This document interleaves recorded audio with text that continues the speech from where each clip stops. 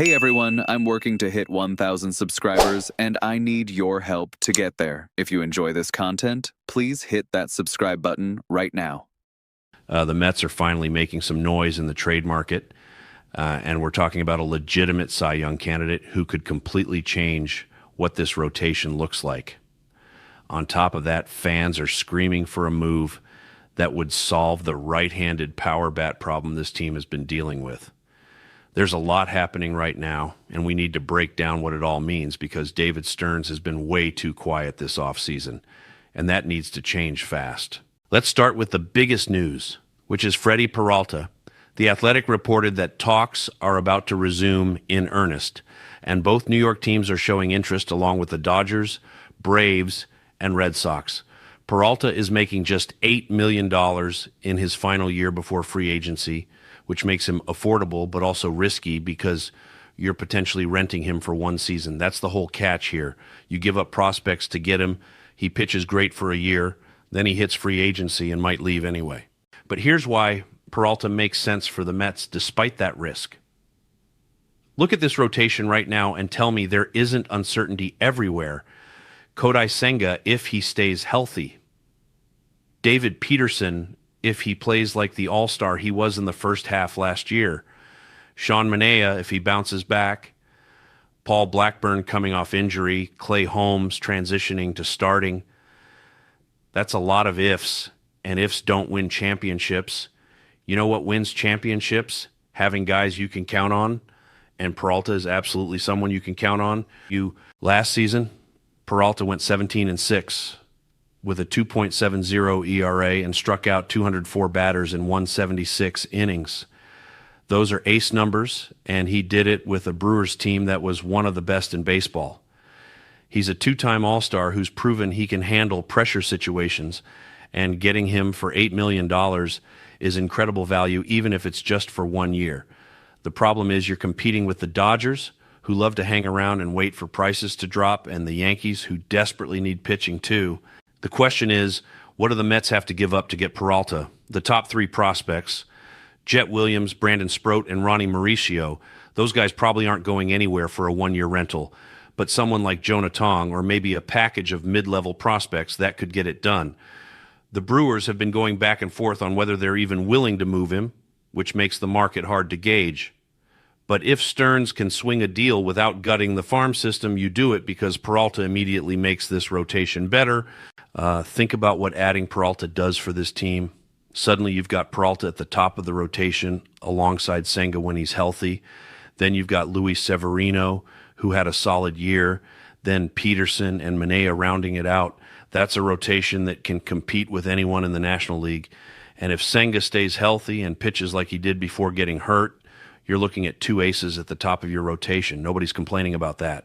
The other argument for trading for Peralta is that the free agent pitching market is terrible right now. Who are you going to sign? Framber Valdez costs too much for what he gives you. Ranger Suarez has injury concerns. Lucas Giolito has injury concerns. Jack Flaherty is inconsistent. There's nobody out there who gives you what Peralta gives you, which is proven ace-level production at a bargain price. So, yeah, you're renting him for a year, but that year could be the difference between making a deep playoff run or getting bounced early. The other thing to consider is what happens if the Mets get Peralta for 1 year and then Corbin Burnes hits free agency next offseason. You could lose Peralta but replace him with Burnes, who's even better.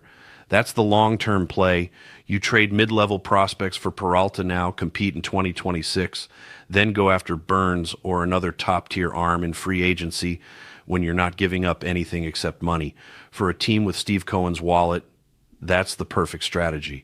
Now let's talk about the other move Mets fans are begging for, which is Eugenio Suarez.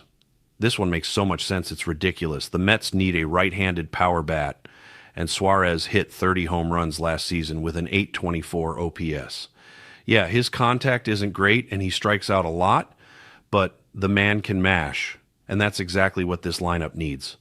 Mark Vientos is a good player, but he's not a full-time DH, and having Suarez slot in there gives you legit power in the middle of the order. Suarez is projected to get around $15 million per year, but his market has been quiet, which means the Mets could probably get him cheaper on a 2 or 3 year deal. He's not young anymore, so teams are hesitant to commit long term, but that works in the Mets' favor. You sign him for 2 years, he gives you power production during the window you're trying to compete, and if it doesn't work out, the contract isn't crippling. Low risk, high reward.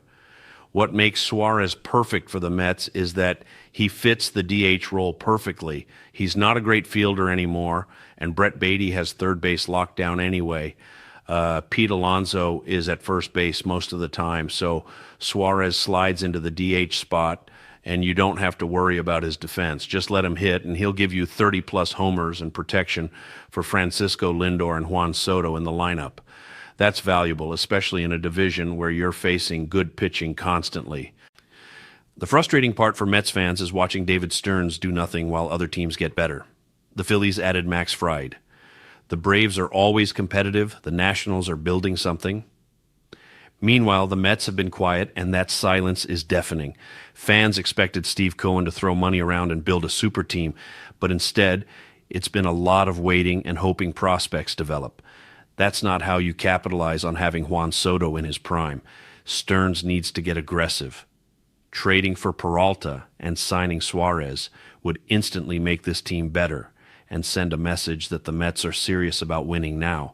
You've got Soto, you've got Lindor, you've got a rotation that could be elite if healthy. Why waste that window by being cheap or cautious? The prospects you'd give up for Peralta aren't untouchable, and the money you'd spend on Suarez is nothing compared to what Cohen has in the bank. The other thing to remember is that the Mets rotation has massive upside but also massive risk. Senga could be an ace, or he could miss half the season with injuries like he has in the past. Peterson could build on his all-star first half or regress like he did in the second half. Mania could bounce back or continue declining. Clay Holmes transitioning to starting is a complete unknown. Adding Peralta takes away some of that risk and gives you stability at the top of the rotation, which is critical for a team trying to make a deep playoff run. With Suarez, you're solving the right-handed power bat problem without breaking the bank. He's not going to hit for average, but that's fine because the Mets have guys who can get on base. What they don't have is someone who can consistently hit the ball out of the park from the right side, and Suarez does that. Pair him with Soto, Lindor, and Alonso, and suddenly you've got a lineup that can score runs in bunches. The concern some people have is giving up prospects for a one-year rental in Peralta. What if he leaves in free agency and you wasted those prospects for nothing? That's a fair argument, but here's the counter. The Mets window is now. Soto is in his prime. Lindor is in his prime. You can't waste years waiting for prospects to develop when you have the pieces to win right now. If Peralta helps you win a World Series or even just make a deep run, those prospects don't matter. Rings matter, not potential. The other counter is that the Mets could lose Peralta but still benefit long term.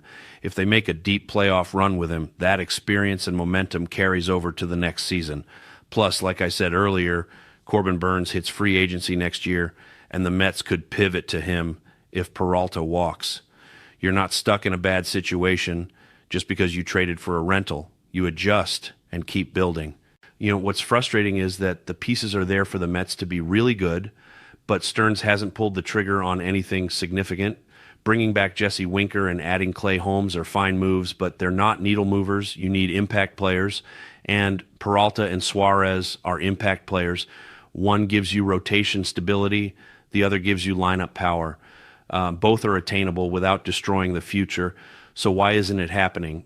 The Dodgers being involved in the Peralta sweepstakes is concerning because they always find a way to get deals done. Andrew Friedman loves to wait until prices drop and then swoop in, and he's got the resources to outbid anyone. The Mets can't let that happen. If Peralta is available and makes sense, you pay the price now before the Dodgers or Yankees steal him. Being cautious is how you lose out on good players, and the Mets can't afford to lose out right now. Suarez is even less complicated because he's a free agent.